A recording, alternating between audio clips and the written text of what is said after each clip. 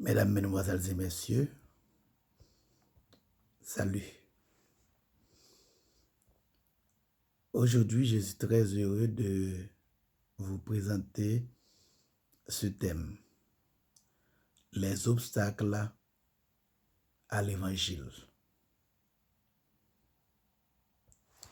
J'ai lu, il y a quelques années, dans Décision, le journal édité par l'équipe de l'évangéliste Billy Graham, l'histoire de la conversion d'un jeune hippie, un fils authentique de notre siècle. Celui-ci était allé s'asseoir dans une gare de chemin de fer près d'une femme qui lisait sa Bible. Il avait l'air nerveux et portait une chemise froissée et un blue jeans. La conversation ne tarda pas à s'engager entre eux. Le jeune a dit, « Moi aussi, j'avais l'habitude de lire la Bible chez mes parents. Ils seraient contents de voir l'état d'extrême dénouement auquel je suis réduit. Cela les amuserait follement. » Et la femme de répondre, « Je ne suis pas de votre avis. Votre père doit être en train de guetter votre retour. » « Vous vous trompez, » reprit le jeune hippie. « Mon père m'avait dit clairement qu'il me maudissait au cours de la violente discussion qui a provoqué mon départ précipité de la maison familiale. » La femme lui lut alors la parabole du fils prodigue. Il lui expliqua que nous sommes tous dans la même situation que celui-ci. Nous sommes tous rebellés contre Dieu. Mais il continue à s'intéresser à nous et n'attend que notre retour pour nous ouvrir son cœur et ses bras. Le jeune homme se sentit bouleversé par ces paroles et exprima le vœu de se réconcilier avec Dieu. Et là, dans cette gare de chemin de fer, il se donna à Jésus-Christ. Ils inclinèrent leur front, lui et la femme recommanda le jeune homme à Dieu. La prière terminée, celle-ci l'engagea à téléphoner à ses parents pour lui annoncer la bonne nouvelle de sa conversion. « Inutile, lui dit le jeune homme, dès qu'ils entendront ma voix, ils raccrocheront l'appareil. »« Essayez quand même, » insista la femme. Ils se dirigèrent tous deux vers une cabine téléphonique. Le jeune homme composa le numéro de ses parents et une voix anxieuse, celle de son père, lui demanda d'où il appelait. Quand il comprit que le jeune homme ne se trouvait pas loin de leur petite ville, il lui dit avec insistance de l'attendre et qu'il n'allait pas tarder à arriver. Quelques minutes plus tard, le jeune homme était entouré de sa mère, de son père et de ses petites sœurs. La lecture d'une histoire biblique l'avait aidé à faire la paix avec Dieu et à retrouver sa famille. La parole de Dieu est puissante. Elle peut accomplir des miracles. Mais pour que cette puissance puisse se manifester dans le monde, nous devons la libérer en renversant les murs qui l'enserrent et la retiennent captive.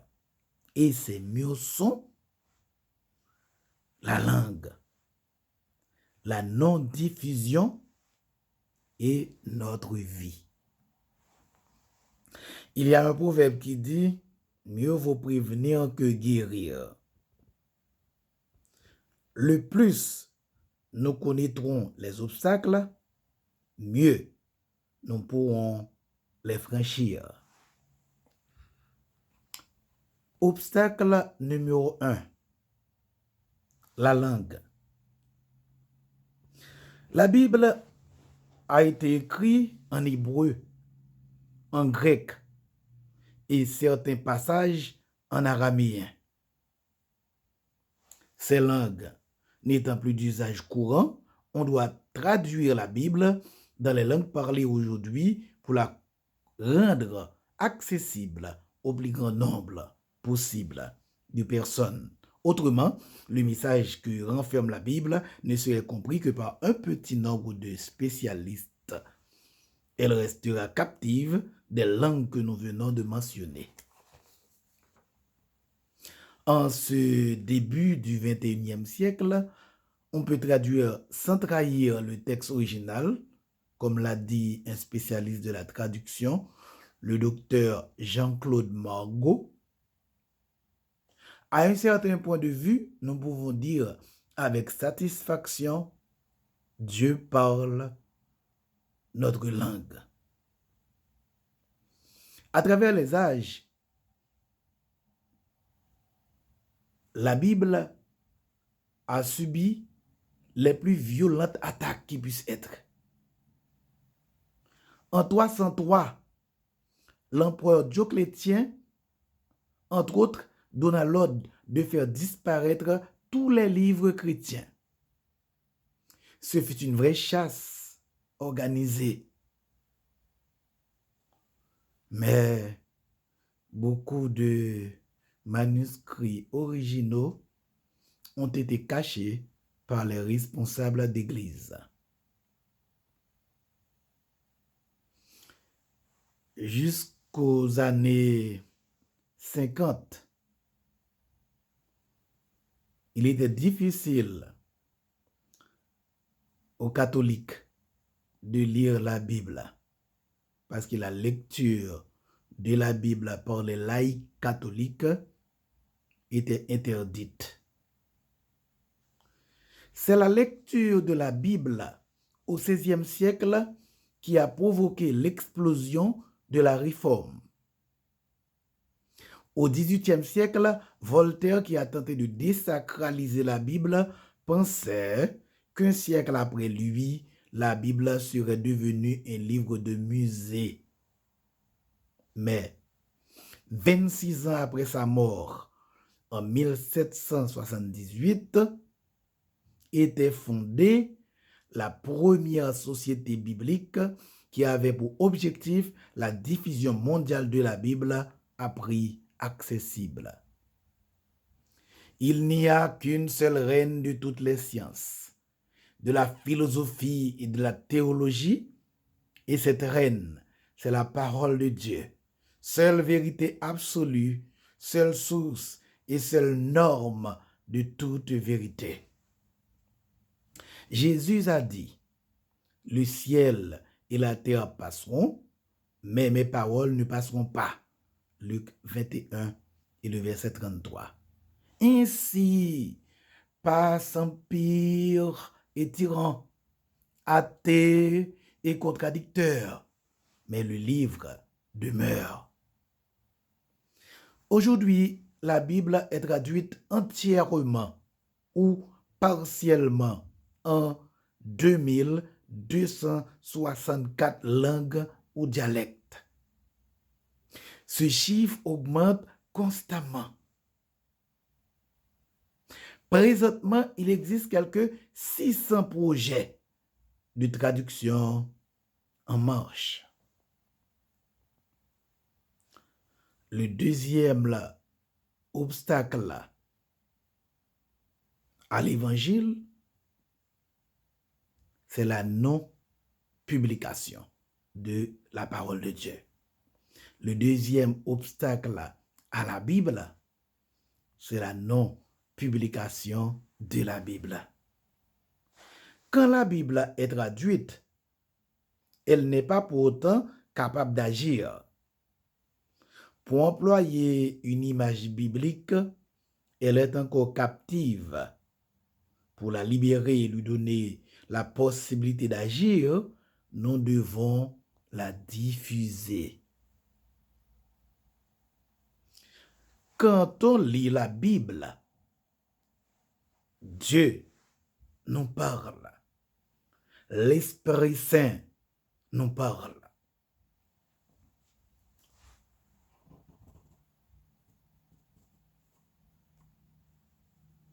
Au Brésil,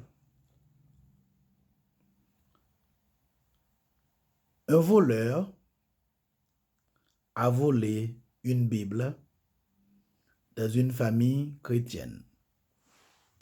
Cette famille était dehors et pendant qu'il était dehors, réglant certaines courses, le voleur, le cambrioleur est entré à la maison.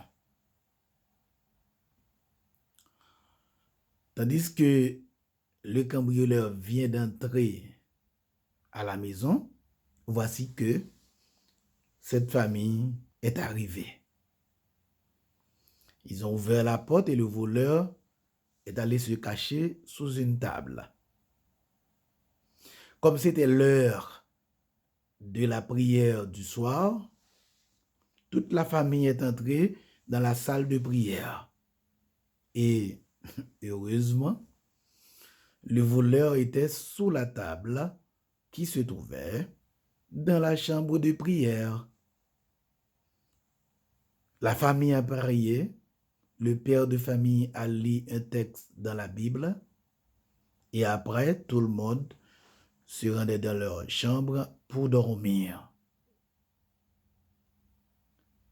Mais les paroles que lisait le chef de famille étaient si merveilleuses pour ce voleur. Au départ des membres de la famille de la chambre, le voleur est sorti de sa cachette et a volé le livre que lisait le père de famille. Livre que le voleur avait vu sur la table avant de s'être caché et livre qu'avait utilisé le maître de le chef de la famille pour lire. Il a donc volé un livre, il a donc volé la Bible. Et arrivé chez lui, il lisait la Bible. Et après quelques semaines de lecture, ce voleur a décidé de remettre sa vie à Jésus. Le voleur a découvert que le secret du vrai bonheur résidait dans les enseignements qui se trouvent dans ce livre, la Bible. Après sa conversion, le voleur ne voulait pas continuer à vivre dans son péché. Il voulait désormais vivre honnêtement, comme le Christ le demande dans la Bible.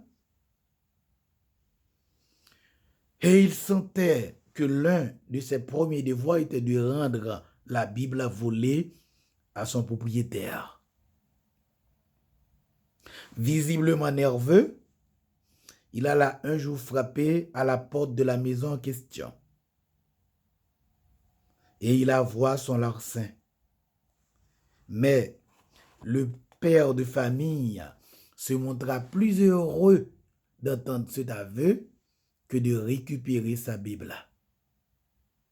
Depuis, cet homme transformé fréquente l'Église et ses nouveaux amis et rend témoignage de ce que Dieu a fait dans sa vie.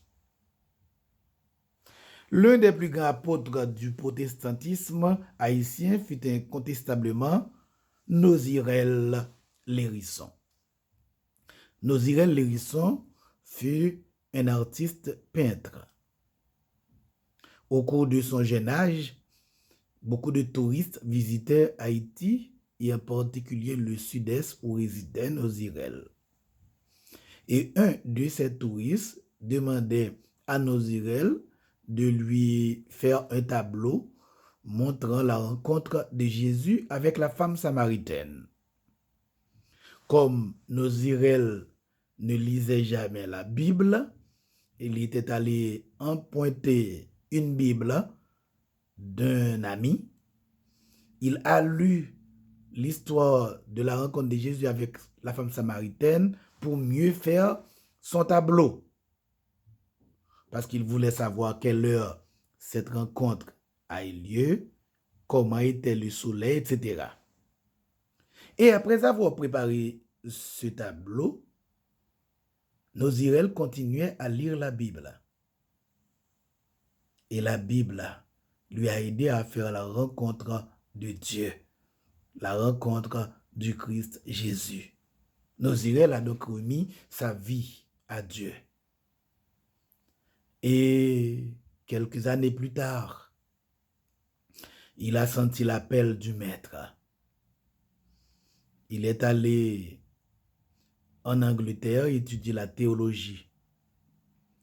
Et à son retour, il a prêché l'évangile et a construit, devrais-je dire, ce qu'il appelait l'église baptiste stricte de Jacmel. Nozirel Lérisson n'a pas seulement apporté l'évangile dans le sud-est, ou bien prêché l'évangile dans le sud-est, il a prêché l'évangile dans tous les coins et recoins d'Haïti. Il a traversé la frontière d'Haïti pour aller établir des églises jusqu'en République dominicaine. Roussan Camille, un grand poète de la ville de Jacmel, parla de Nozirel en des termes très élogieux.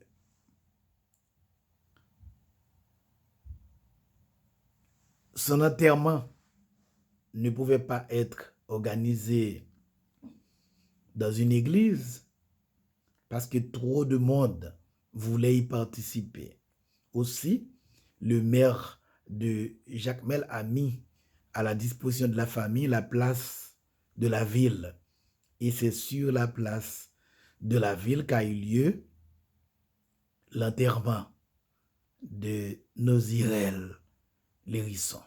Et pour que Nozirel puisse avoir accès à l'évangile, eh bien, il avait lu la Bible. La lecture de la Bible l'a amené vers Dieu. La Bible avait agi sur le cœur de ce grand apôtre, Nozirel Lérisson, parce qu'elle avait été placée entre ses mains. Nous devons diffuser la parole pour lui permettre d'agir.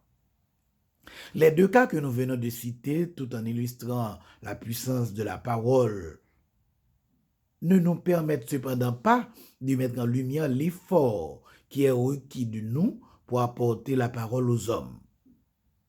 Car ce n'est pas toujours que des circonstances aussi extraordinaires s'offrent à nous. La diffusion massive de la Bible requiert une bonne planification.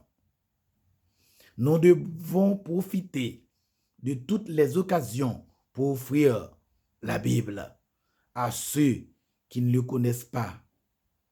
Faisons montre d'imagination de ce travail et n'empêchons pas à la parole d'agir en nous laissant paralyser par nos vieilles habitudes. Obstacle numéro 3. Le troisième et dernier mur que je voudrais mentionner est celui de notre vie. Marshall McLuhan, ce grand expert en communication canadien, disait toujours: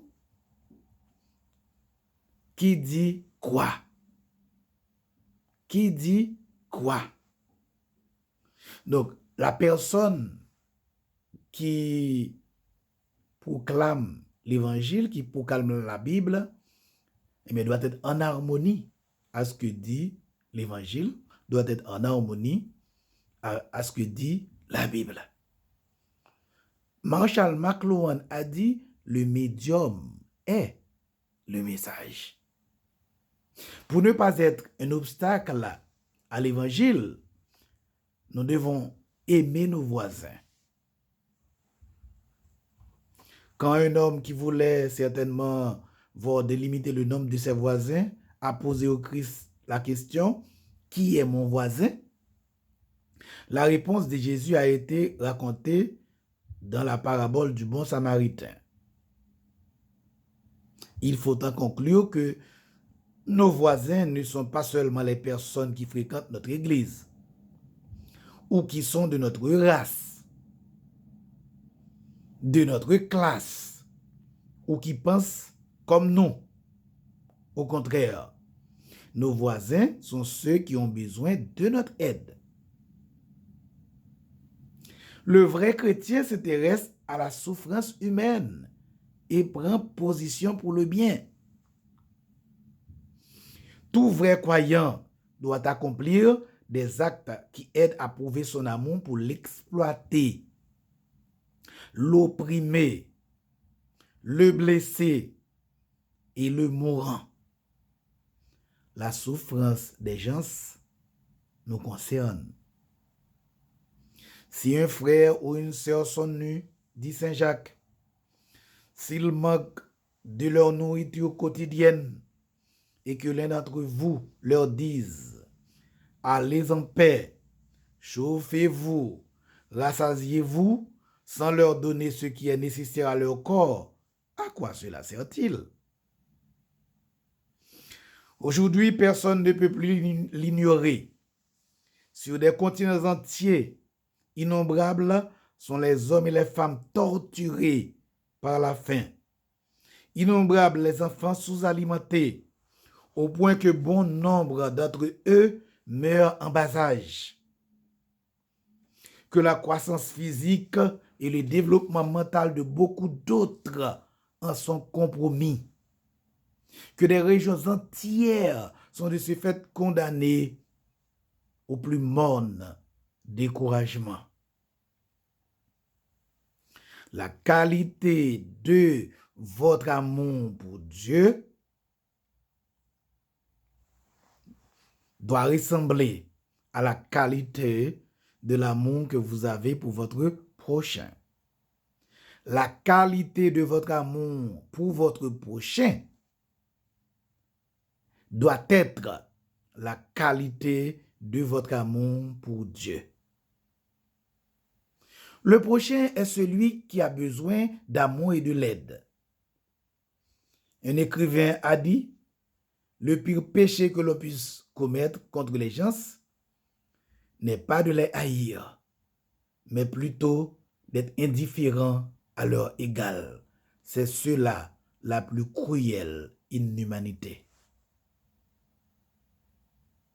L'évangile n'est pas théorique, mais pratique. Un bon chrétien est un bon citoyen. Un bon chrétien se soucie du bien public. Un bon chrétien choisit de bons leaders pour diriger son pays. Un bon chrétien n'est pas un bluffeur. Il dit et vit dans la vérité. Un bon chrétien protège et prend soin de l'environnement. Il participe au développement de son pays. Il sait qu'avant d'être citoyen du ciel, il est citoyen de la terre. Il sait enfin qu'il est un ambassadeur du Christ sur la terre. Albert Einstein a dit avec raison, le monde ne sera pas détruit par ceux qui font le mal, mais par ceux qui les regardent sans rien faire. Le vrai chrétien aime et combat pour la justice. Le vrai chrétien dénonce les oppressions, les arrestations arbitraires, les tortures, car il sait qu'une seule injustice tolérée suffit à remettre en cause l'idée même de la justice. Le véritable chrétien a le devoir de combattre pour le respect de la liberté des gens. Il doit, comme Martin Luther King Jr., William Wilberforce, Charles Finney, William Lloyd Garrison, Edward Beecher, Elijah Lovejoy, Theodore Dwight Weld se mettre debout pour combattre toutes les tyrannies. À ceux qui disent qu'ils sont neutres, je dis qu'il n'y a pas de neutre. On est ou pour l'oppression, ou contre l'oppression, ou pour la tyrannie, ou contre la tyrannie, ou pour la dictature, ou contre la dictature, ou pour l'exploitation, la ségrégation, la discrimination, ou contre ces choses. On est un chrétien authentique qui pratique l'amour, ou bien on ne l'est pas. Le vrai chrétien s'intéresse à la souffrance des autres. Il n'est pas un homme passif, mais un homme actif.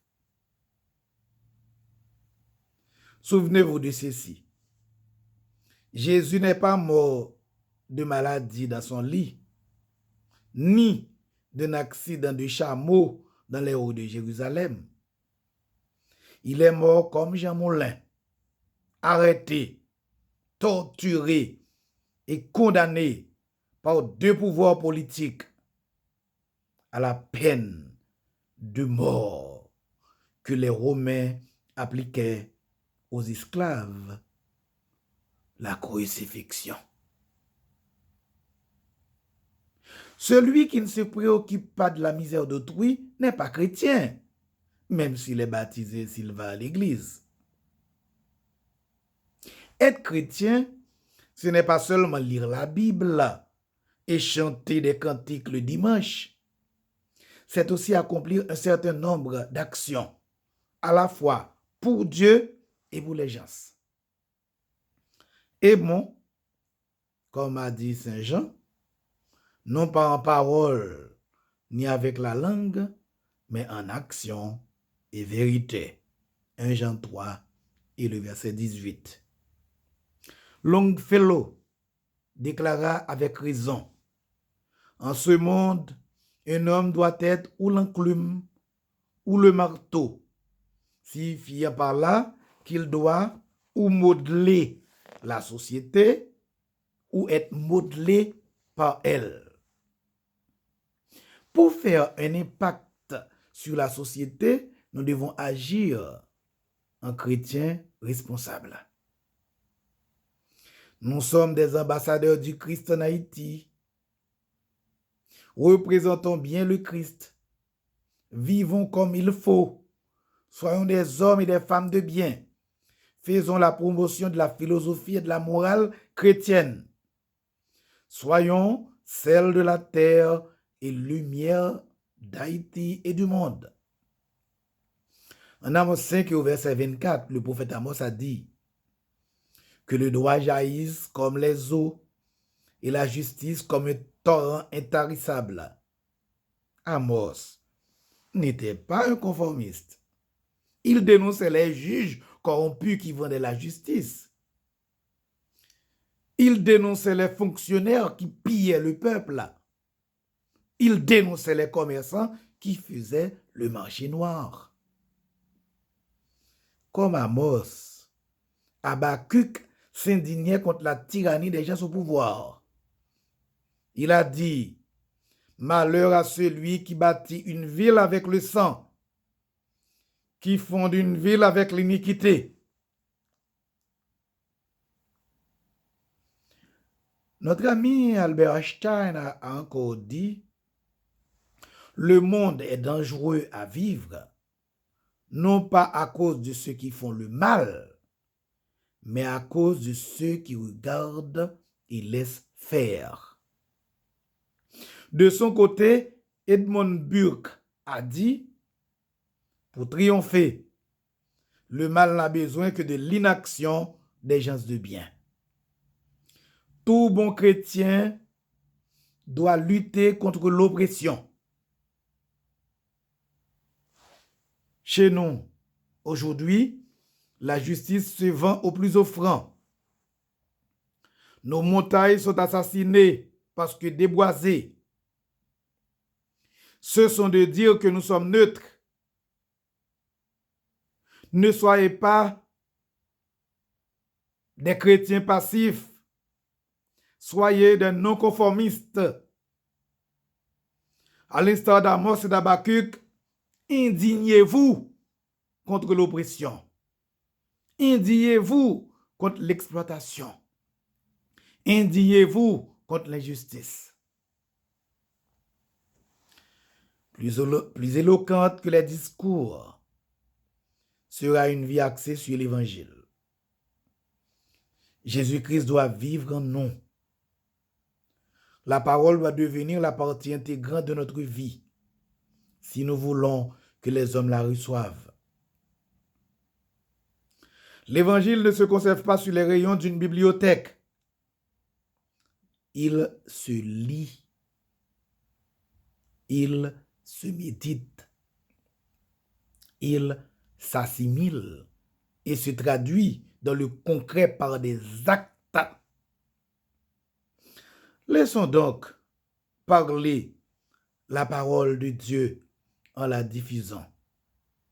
Laissons-la parler en faisant en sorte qu'elle soit incarnée dans notre vie afin que ceux qui nous regardent vivre puissent recevoir le message d'amour que Dieu nous a envoyé en Jésus-Christ et ouvrir son cœur à celui-ci pour avoir comme nous la vie éternelle. Que Dieu nous bénisse tous. Qu'il nous aide à proclamer la parole par nos écrits, par notre bouche et par notre vie. Que mon bon Dieu vous bénisse et vous donne du courage à vivre en bon chrétien en Haïti et partout.